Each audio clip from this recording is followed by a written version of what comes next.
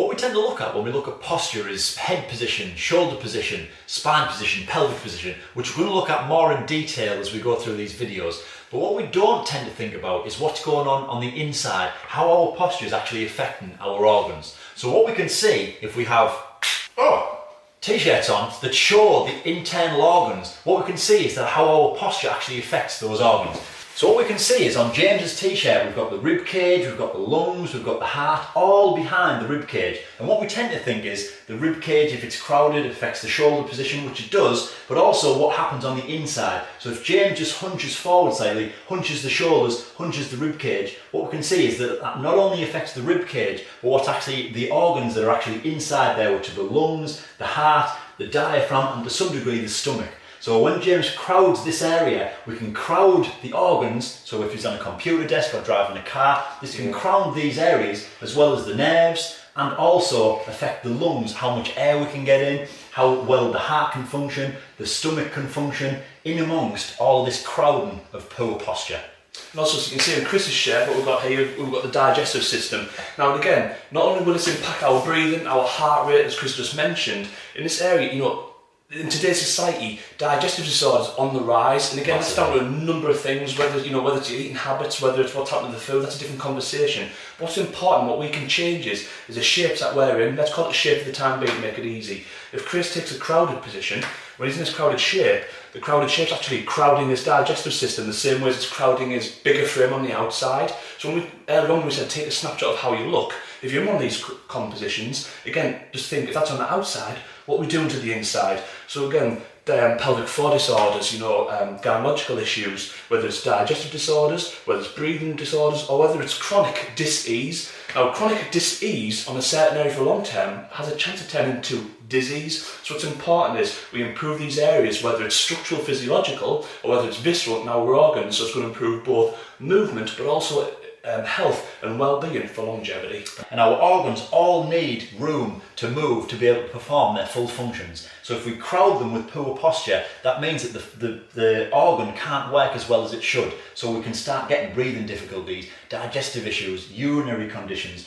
All of these things can come simply from not having correct or good posture.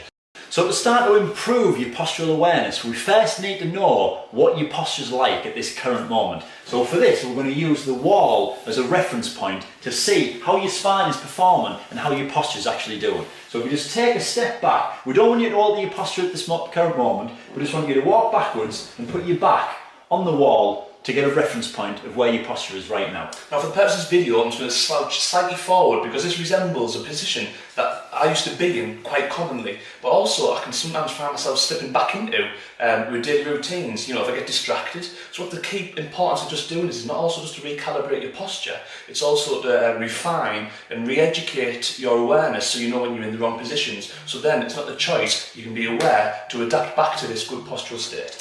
What we find is that most people, when they perform this exercise to start with, is that the head is very slightly off the wall, so we've got about a fist's width in between James's head and the wall. The shoulders are very slightly rounded forwards and the back's very slightly rounded, so that, as we said, the head isn't in line with the body. And this is a typical place where we find most people when we first to do this exercise, because of the activities of modern life, of switching on or pulling these muscles forward at the front and switching off the back muscles. So to start recalibrating or getting an awareness of where our body actually should be in a relaxed, neutral position, we're going to start with the head position. So what James is going to do is put the head back on the wall. Now what's important is when you put your head on the back, you're not just tilting it back like just shown there. What's really important is you can see in that adapter's position, the chin points up over, the neck's extended. It's not a great comfortable position being here either. So what's important is when we go back to the wall, we straighten the spine with it, so we're maintaining a nice upright position with the head, but also the chin's in a nice comfortable position, which again you would associate with good posture.